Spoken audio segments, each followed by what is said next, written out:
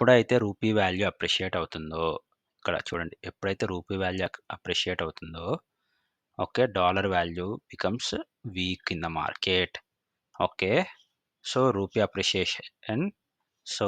Appreciation అవుతుందో, ఏపీపీఆర్ఈ అని పెట్టా కదా! రూపీ అప్రిషియేషన్ అవుతుందో, ఎక్స్‌పోర్టర్స్ ఆర్ ఎట్ లాస్. నేను మళ్ళీ ఎగ్జాంపుల్ చెప్పదలుచుకోలే. ఇందాక చెప్పాను రూపీ వాల్యూ పెరగడం వల్ల ఏమవుతుంది, తగ్గడం వల్ల ఏమవుతుంది.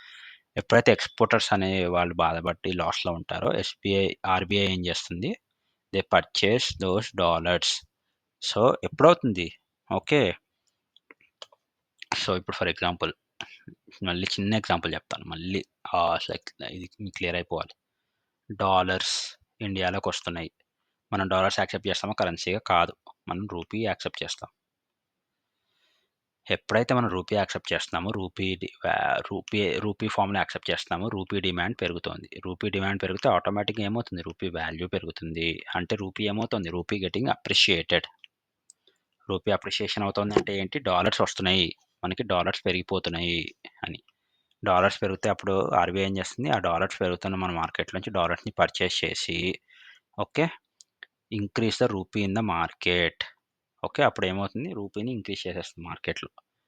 Which causes inflation. అంతే కదా! ఎక్సెస్ మనీ ఉంటే కూడా ఇన్‌ఫ్లేషన్ అవుతుంది. మీరు ఈ టాపిక్ చూసుకోండి. ఇన్‌ఫ్లేషన్ టాపిక్ చేశాను నేను separate video. Okay. So, excess inflation which causes inflation. అప్పుడు మళ్ళీ ఇన్‌ఫ్లేషన్ వస్తుంది కదా! ఇప్పుడు రూపీస్ పెరిగిపోతాయి మార్కెట్‌లో. రూపీస్ పెరిగితే ఏమవుతుంది? అందరి దగ్గర రూపీస్ ఉంటే ఏమవుతుంది? డిమాండ్ పెరిగిపోతుంది ప్రొడక్ట్స్‌కి. Okay. You are ready to offer. మన దగ్గర అందరి దగ్గర రూపీ ఇప్పుడు మార్కెట్‌లో రూపీ పెరిగిపోతే ఏమవుతుంది? ఆహ్, అందరి దగ్గర మనీ పెరిగిపోతాయి. అందరి దగ్గర మనీ పెరిగిపోతే ఏమవుతుంది? ప్రొడక్ట్స్ డిమాండ్ కూడా పెరుగుతాయి. బికాజ్ నువ్వు ఎంతైనా ఇచ్చి కొనడానికి ట్రై చేస్తావు ఒక ప్రొడక్ట్‌ని. అప్పుడు ప్రొడక్ట్ డిమాండ్ కూడా పెరుగుతుంది. రైట్? సో, అది ఇన్‌ఫ్లేషనే కదా!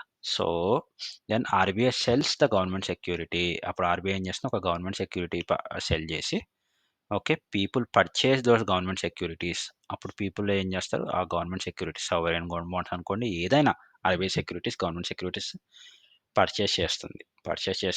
సెల్ చేస్తుంది. సెల్ చేస్తే ఏమవుతుంది? పీపుల్ పర్చేస్ చేస్తారు వాటిని, ఆ గవర్నమెంట్ సెక్యూరిటీని. అప్పుడు ఏమవుతుంది?